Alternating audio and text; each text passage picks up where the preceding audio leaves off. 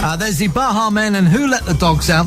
And it's just appropriate because my guest today is Liliana from Watch My Chops Dog Training. Hi, Des. Hi, and welcome to Corby Radio. Thank you. And no pun intended there with that bit of music there, but I had to get into it somehow. Listen, Watch My Chops, okay, is it's a new way of training dogs, I believe, is it? Absolutely. I mean, there are loads of trainers out there that are now using reward-based training. Basically, in a nutshell, let's say that we reward the dog for something that they've done well, rather than punish a dog for doing something bad. Right, okay. So we were just talking off air there about many years ago, there was a lady called Margaret Woodhouse who had this way of training dogs, and it became a sort of standard type way of training then. Sure. So your way is different. It is different in the sense that loads of people, unfortunately, still think that in order to train dogs, you have to have the power. You have to be a pack leader, and the dogs have to do things for you. This is mainly a myth, and it's been proven scientifically, yes, that this doesn't work, because that's not how dogs learn. We are, as I was saying to you off air, science-based trainers. So when we train as dog trainers, we learn the science behind how dogs think and the way they think and how they would behave for us, and we apply that science in order to train them. Right. And that means it's not necessary to have to use any force or anything, harshness or anything like that, because yes, it might work, but then the dog will work for you because they're absolutely scared stiff of you. Yeah, and that's it's more of a fear than a love for the trainer, the owner of the dog. Absolutely. It's not, when you own a pet, the relationship needs to be nice, based on trust, as where if the dog is going to do a sit for you just because they're terrified that if they don't, they're going to get hit or jerked or, anything like that. It's a pity, really. It is a shame, and it's a big bad world out there, and there are a lot of people who abuse their animals, aren't they? And unfortunately. Like you say, and it's because the animal's not performing or not reacting to what the owner is telling them, and they're going to get punished for it. Absolutely. And very often the reason I hear a lot people saying, oh, my dog is really stubborn and they won't do this, won't do that.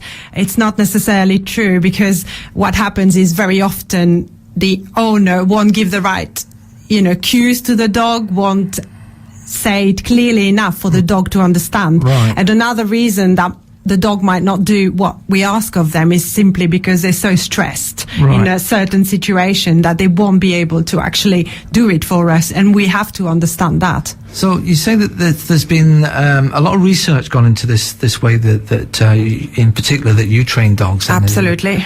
So can you tell us just a couple of ideas, techniques that you use as opposed to the old ways? Absolutely. Like I said, it's all reward based. Sorry. So what we do, let's say we teach a dog to sit. So we show the dog how to do that, and then once we've taught the dog, when they start learning a new behavior, as soon as they sit, we will reward. I mean, I use a technique called clicker training. I don't know if you're familiar with it. No, not familiar with that at all. Again, it's a reward. A clicker is a little plastic device that makes a click sound. Yeah, and that's why it's called a clicker. And basically, we teach the dog that every time the dog does something that we like, we will click and we will reward the dog. When you say reward, that's the other thing. How do you reward the dog? It depends on the dog. We all individual, just like dogs are. So, I mean, let's say that 99% of the time dogs are very food orientated. They love food. Okay. So again, there's a big difference between fattening the dog, which is not what we're all this about. Is the thing, if I want a reward, I want treat, I want chocolate. I mean, we have to use a treat that's high value enough for the dog to work for us. Right. It's like if I was going to work and I was getting paid in tissues, I probably wouldn't be very happy. So it's the same for the dog, especially if they are in a class environment where it's all new to them. Okay. The value of the treat needs to be very high. However, I use hot dogs to train. Okay. But they're tiny, they're half the size of my nail. Okay. Literally. It's all about oh, you're getting a reward, but it's not, oh, you're getting a whole sausage every time. Right. Can I just ask you something Of from course. that then, okay? Sure. Here's the scenario then, but once you've trained the dog and the dog can do all the things that, you want it to do, Sure. when you want it to do, etc. Sure.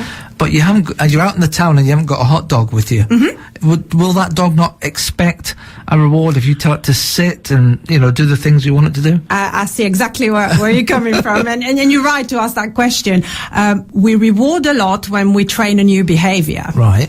Then we start fading the reward. Right, okay. So bit by bit, let's say we're doing 5 sits, we will only reward number 1, number 3, number 5, or the best tucked in sit, for example. Right. And then we fade the reward. It doesn't mean that every time I ask any of my dogs to sit, they're going to get a hot dog. Yeah, You're this is the absolutely thing, yeah, right. yeah. However, every so often, yeah, there you go. Have a little treat because you've done really well. Why Right, not? okay. So, and you become also unpredictable, and they're going to sit for you thinking, oh, is that going to be a reward one or not a reward? Right. I mean, I still always praise them anyway. Yeah. Just good girl, good boy, and that's it. They react to that as well, don't they? Absolutely. Just purely Some dogs absolutely love praise or a little cuddle or whatever Yeah. it is. And like I say, some dogs do not like food. I've yet to meet one, but some dogs prefer to play with a ball, so their reward is to play with a ball, Right, rather okay. than the food. So another question then from this is,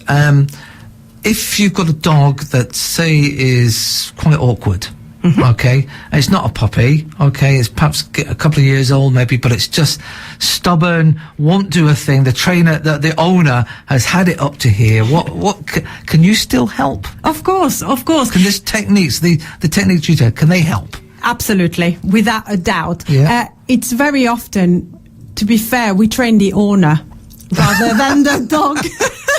Yeah, Because, okay. Yeah. no offense. No, it's just a matter of people don't know how to do it. So we say, look, if you do it this way, that way, they will see a difference. Oh, right. Oh, I didn't do it this way. That's why it didn't work.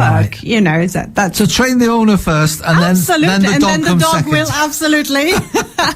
That's very good. I like that. Yes. Okay, so listen, thank you very much for coming in today. How can people? Could they got the website? Absolutely. If they So come. it's watchmychops.com. Yes. Okay. And also we're having a little free event if people All wanted right. to come along on the 7th of June at Great Oakley Village Hall. They're all free to come and ask for free advice. Okay, what time's that at? It's between 2 p.m. and 5 p.m. Right. And as I say, there's free advice. There's loads of games. They can bring their pooches, with them if they're sociable, obviously. And Right, exactly. It'll be Just a little lot of taster fun. session. Absolutely. Yeah. Yes, and we'll have stalls and stuff there. So they're all more than welcome. Right, We'd love listen, to see them. Well, good luck with that. And so, folks, you know what to do. First of all, you have to get yourself trained, okay? And whilst you're there, get the dog trained at the same time. Exactly. That's the way to do it. Absolutely. Listen, sounds good. Liliana, thank you very much for coming in and Thank tell you. us about that. Thank you for having me, Des. Thank you.